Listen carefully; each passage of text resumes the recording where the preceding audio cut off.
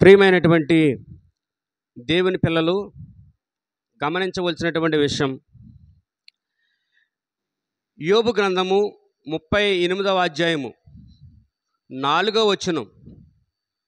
దయచేసి మీరందరూ కూడా తీసి ఇలా ఉన్నదా లేదా, అవునా కాదా, ఎంతవరకు కరెక్టు, ఎంతవరకు నిజం, అసలు ఈ వచనములో ఉన్నటువంటి భావం ఏమిటి, ఈ వచనములో ఉన్నటువంటి చరిత్ర ఏమిటి అని ప్రతి ఒక్కరు కూడా ఈ మాటని మనసులో పెట్టవలసిందిగా ప్రభు పేరున మనవి చేస్తూ ఉన్నాను. వింటున్నటువంటి మీకు నా హృదయపూర్వకమైనటువంటి వందనాలు తెలియజేస్తూ ఉన్నాను. 4వ వచనములో చదవండి. నేను భూమికి పునాదులు వేసినప్పుడు నీవెక్కడ నుంటివి. చాలండి. ఇక్కడ ఎన్ని మెట్లు ఉన్నాయంటే, నేను అనగా దేవుడు స్పష్టంగా మాట్లాడుతున్నాడు. దేవుడు పరిశుద్ధుడు. దేవుడు చెప్పే మాట ఏంటంటే, ఆకాశము నా సింహాసనము, భూమి నా పాదపీఠము అని ఆయన స్పష్టంగా తెలియజేస్తున్నాడు. ఆయన ఏమన్నాడంటే, నేను భూమికి పునాదులు వేశాను కదా. పునాది వేశాను అంటే భూమి కలుగునుగాక అనే పునాది వేశాను. భూమి పునాది వేసినప్పుడు నువ్వెక్కడ ఉన్నావు? లేవు. రక్తపు మడుగులో నువ్వు లేవు. కానీ భూమికి పునాదిని వేశాను, బ్రిడ్జిలకి పునాదిని వేశాను, ఆకాశానికి పునాదులు వేశాను, సముద్రానికి పునాదులు వేశాను, అడవి మృగాలకి పునాదులు వేశాను, మానవ జీవితానికి పునాదులు వేశాను, ప్రపంచానికి పునాదులు వేశాను, రోడ్లు వేయటానికి పునాదులు వేశాను, ఇంటి పునాదులు వేసి కట్టడానికి పునాదులు వేశాను. అన్ని విషయాల్లో కూడా నేను భూమి మీద పునాదులు వేశాను. అప్పటికి మానవుడు లేడు. లోకాన్ని స్థాపించినప్పటికీ మానవుడు లేడు. భూమిని కలుగజేసినప్పటికీ మానవుడు లేడు. అదే చెప్తూ ఉన్నాడు. ఇక్కడ చెబుతున్నటువంటి మాటలు బట్టి పునాది అన్నాడండి, పునాదులు అన్నాడా? పునాదులు అంటే ప్రపంచము, India, Pakistan, Kuwait, Muscat, Singapore, మలేరియా, ప్రతి రాష్ట్రాలు, ప్రతి దేశాలకి కూడా ఏం చేశాడంటే దేవుడు మంచి మంచి పునాదులు వేశాడు. ఒకటి బిల్డింగు కింద ఉండేటువంటి బోరు భీములతో కూడినటువంటి పునాదులు వేశాడు. అసలైనటువంటి పునాది భూమి కలుగునుగాక అనే పునాది కూడా వేశాడు. పునాది వేసినప్పుడు నీ తెలివితేటలు లేవు, నీ బిల్డింగ్ లేదు, నీ పొలం లేదు, నీ సంపాదన లేదు, నీ జాబ్ లేదు, నీవింతటి మనిషి అయ్యే విధానంలో నువ్వు లేవు, కడుపులో నువ్వే లేవు. కానీ నీకు ఎప్పటి నుండి తెలుసు అంటే, పుట్టావు 10 మాసాలు 9 మాసాలకి పుడుతున్నావు. పుట్టిన కాడి నుంచి 10 సంవత్సరాలు కొంచెం పసిప్రాయంలోకి వెళ్ళిపోతాయి.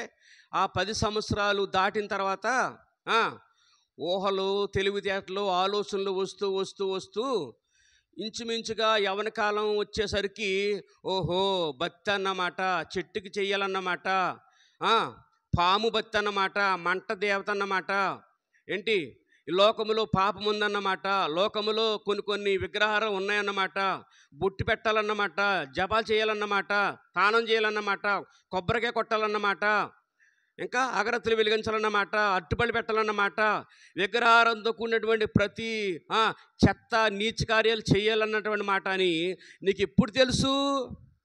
పుట్టిన కాడి నుండి యువతలకి జీవిస్తున్నవే ఆ బ్రతుకు, ఆ కాంత బ్రతుకే తెలుసు నీకు. మరి నువ్వు పుట్టకు మునిపి ఎవరున్నారో? పునాదులు వేసింది ఎవరు అవసరం లేదా? లోకాన్ని కలగజేసింది ఎవరు అవసరం లేదా? నిన్ను ప్రాణత్యాగం చేసి నీకు ప్రాణం పెట్టింది ఎవరు అవసరం లేదా? నీ కాళ్ళు చేతులు పెట్టింది ఎవరో అవసరం లేదా? నీ జీవితాన్ని నిర్మాణం చేసింది ఎవరు అవసరం లేదా? అవసరం వస్తుంది, అవసరం ఉండాలి, అవసరం ఉండాలి. పుట్టిన కాడి నుండి యువతలకి చూస్తున్నావు, అదే జీవితం అనుకున్నావు. పుట్టిన కాడి నుండి యువతలకే భక్తి అనుకున్నావు. ఇది విగ్రహారాధన, ఈ 33 కోట్ల దేవతలు, ఆ దేవతల్లో ఏదో జీవితంలే, ఏదో బ్రతుకులే, ఏదో ఏదో ఏదో ఏదో కాలం గడిచిపోతుందిలే, అందరూ నమ్ముకున్నారు, నేను నమ్ముకున్నానని చెప్పేసి లోకంలో లోకమాయలో పడిపోయి విగ్రహారాధనలో నీ జీవిత ప్రకారంగా నీ జీవితాన్ని నీవే నశింపు చేసుకుంటూ అపనమ్మకాలతో జీవిస్తూ ఉన్నావు.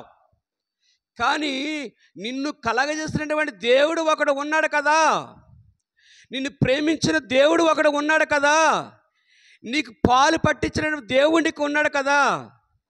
నూతిలో నీళ్లు యాసంకాలం తోడుతుంటే నుయ్యి ఎలా మారుతుందో తెలుసా? నూతిలో ఉన్న ఒక ధనరాయ లోపల ఉంటుంది కాబట్టి నీరు ధనరాయి దగ్గరికి అంతా వెళ్ళిపోతుంది. ఎందుకో తెలుసా?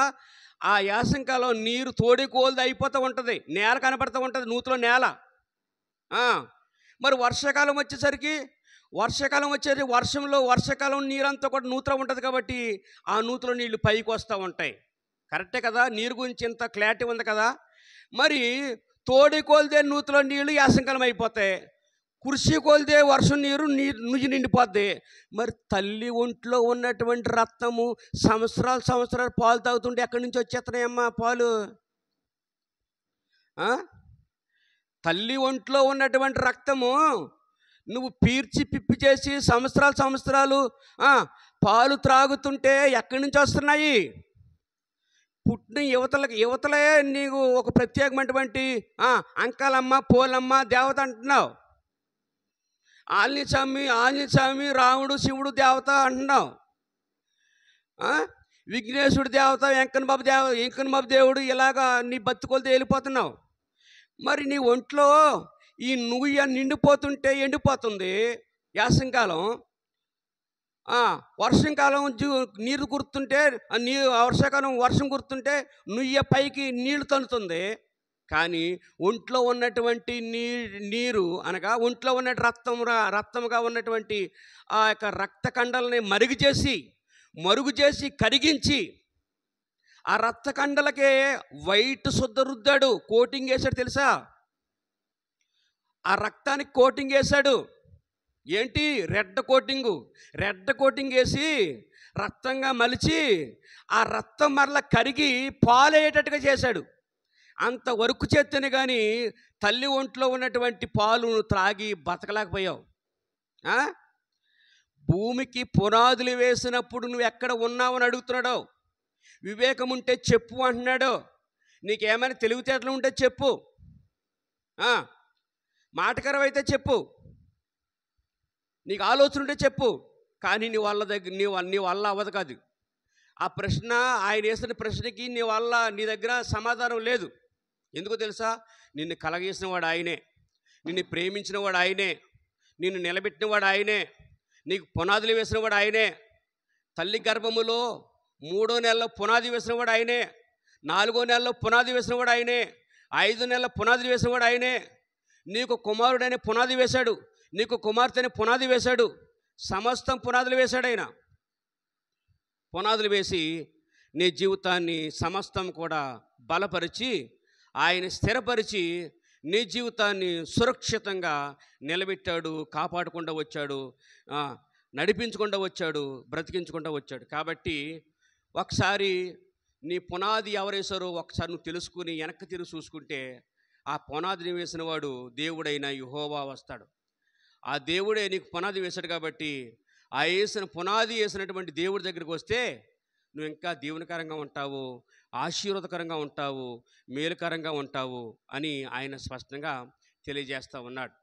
కాబట్టి నీకు వివేకం కలిగి ఉన్న ఎడల చెప్పుము అంటున్నాడు. చెప్పలేవు. కాబట్టి నువ్వు పుట్టిన కాడి నుంచి యువతలకి బ్రతకవు, అది కరెక్ట్ కాదు. నీ పుట్టుకి వెనకాల ఎవరున్నారో ముందెవరున్నారో నువ్వు గమనించుకుంటే చాలా మంచిది, చాలా దీవులు, చాలా ఆశీర్వాదాలు. పుట్టుక అంటే నీ ఇంటి పేరు ఎలాగొచ్చిందో నీకు తెలియదు. మీ తాత గురించి చెప్తావు, మీ తాత ఇంటికి పేరు ఎలాగొచ్చింది? మీ తాత ఎవరో, మీ మామ ఎవరో, మీ ముందు మామకి మామ ఎవరో, నీకు పుట్టినటువంటి నువ్వు మీ చిన్నానికి మీ ప్రత్యేకమైనటువంటి అమ్మ ఎవరు?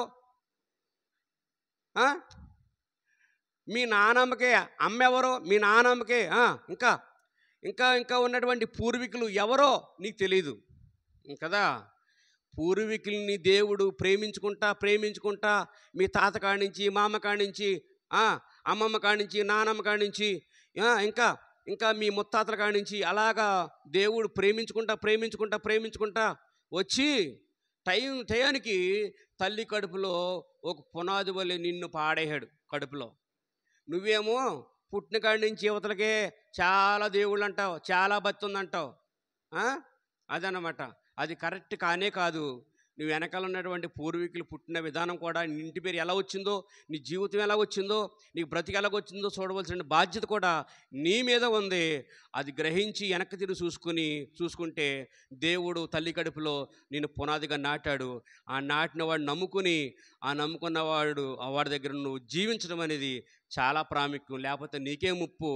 పడిపోయినా నువ్వు లేకదీసేవాడు ఉండడు. ఈ మాటలు దేవుడు దీవించును గాక. ఆమేన్.